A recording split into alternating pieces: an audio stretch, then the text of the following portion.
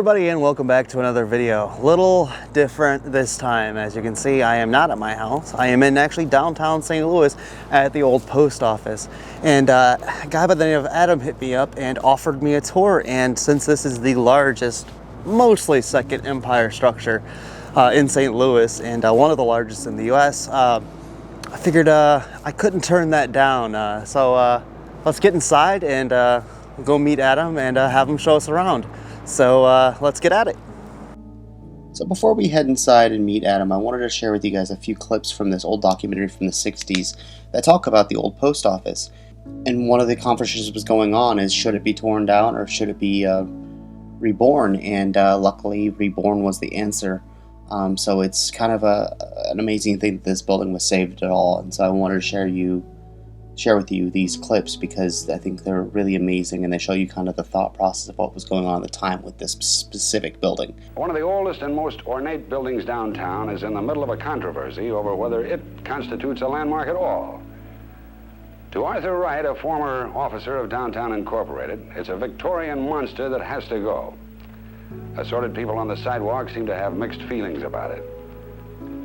Frank Hilliker, whose office overlooks it, has led the fight to save it. It's a focal point, possibly more than any other one building in St. Louis. And we believe that, we who have thought of it at all, believe that it not being there would leave a great void. The old post office building has been and still is a very depressing factor as far as downtown St. Louis is concerned. It might be said that in any case, it's true 1872, authentic 1872 architecture of a very stable type. Structurally, there would be nothing in St. Louis in any way approaching it.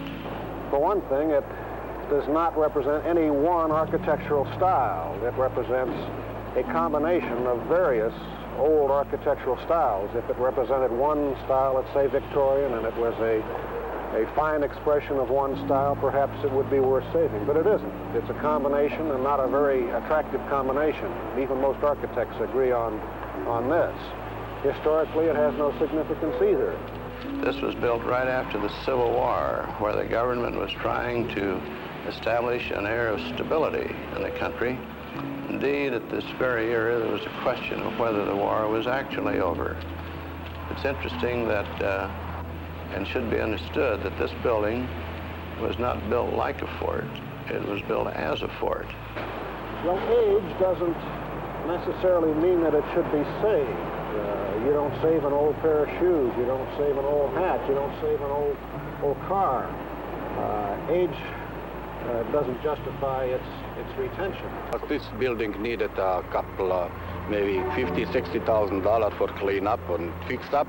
And then want to be the nicest and the best building in St. Louis. And it should be saved by all means. There isn't a crack in that old post office. And some of the new buildings they put up, they can't say that. And what are we going to do downtown if they tear the building down? What are all these old buildings around here going to do if they put up one of these fabulous glass and steel office buildings they talk about? What are all these old buildings around here going to do? What are the people going to do? There are a number of other buildings in the United States that look almost exactly like this building. This building isn't St. Louis. We just don't have anything else just like it.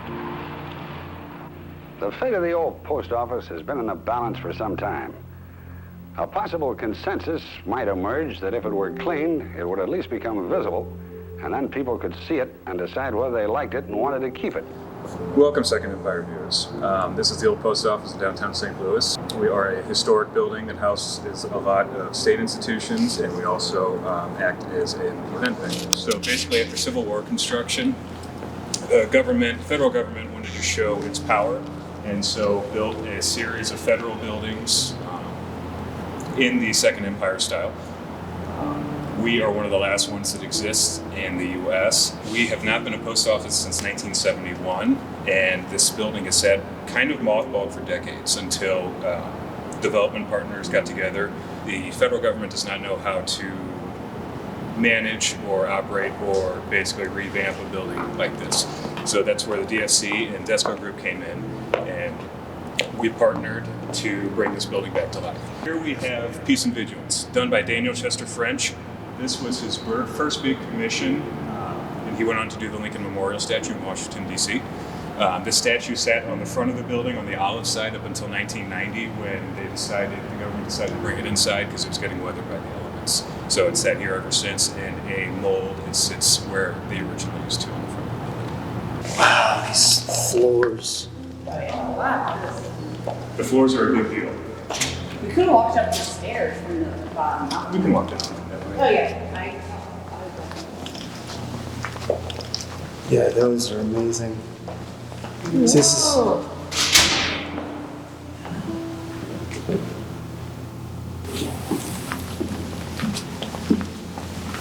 This is one of my favorite rooms.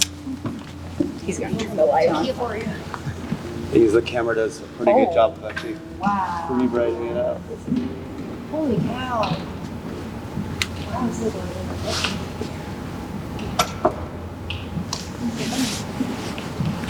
Well, that is for sure a chandelier.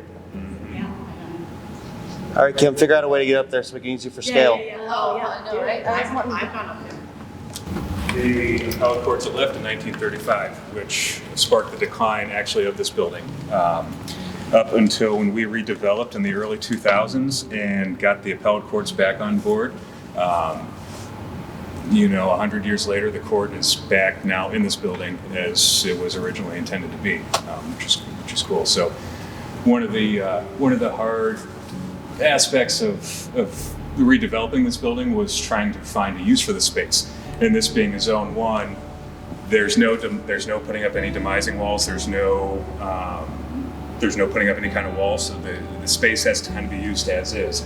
And with the appellate courts coming back in, it's a perfect turnaround for them to have left and then now be back in the building. Kim's heading on up. There she goes. New Judge Kim. Kim is now the judge. And we're using Kim again for scale, guys. So as I back up, just show you the actual scale of this room. You gotta wave your arms, Kim. We're gonna lose you in the shot. There she is. Quite an impressive room. When we started construction in 1872, it was 1 year after the Great Chicago Fire. So at the time, they were wanting to find ways to fireproof the building. With that in mind, they created a building with a moat around the entire building. It's 30 feet deep, and along with that, they put in steel shutters on all the windows. So these are all cast iron, and if there would ever be a fire, they would slide shut. Luckily, we never had to use those. There was never any fire, but interestingly enough, in the 20s, the Egan gang, which was organized crime gang, was being tried here in this court. And so they decided to shut the steel shutters so that none of the witnesses would get sniped. Wow. Okay, so that came in handy anyways. Mm-hmm.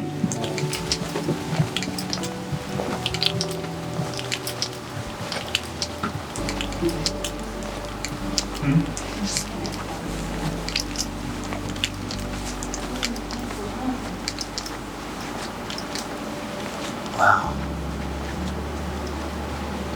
I'd say they make quite a statement with these rooms. Mm-hmm. And these are all just law books. Yep.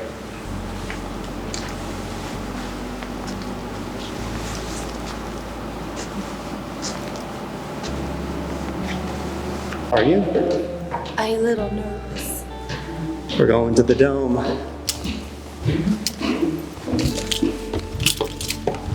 Oh, wow. Oh, I'm scared. I don't like this. This is actually a person who hasn't been up here at night yet. This is really awesome. Mm-hmm. Oh. All the beams. Well, so this is obviously just like seeing into my Mansard, but on a much larger scale. So the rickety staircase takes you to the top of the dome, where the cupola once was. That came off in the tornado in the early 1910s, 1920s. Feels like every neighborhood, including downtown, has had their little tornado stories. Yep. That's the mold for the replica of the statue that they did. Oh, okay, I see. That mold stays up here in perpetuity. So it's just like looking out my dormers, guys. This is just a really, really big dormer with fireproofing all over it. There you go. There's a look at some of the other beautiful St. Louis structures down here. I guess the old post office was kind of seen as the St. Louis's living room, and to be honest, for a while it wasn't living up to its potential. So they wanted to start with a center property that, like this, that once they got up and going, it could spur that kind of redevelopment around it, and it did almost immediately. In the coming 6 years after we finished here, there was over $300 million worth of development done just around this building. All it takes is a spark, right? I mean, I guess obviously for downtown you need a much bigger spark, but you know, I'm hoping that's the NGA for us. Yeah, no kidding. Are these keeping the dome here under compression, or is it holding up the floor below us? That's a good question. Because they're really interesting. Anytime you see ironwork like this, you know, it's like Eiffel or something, you know?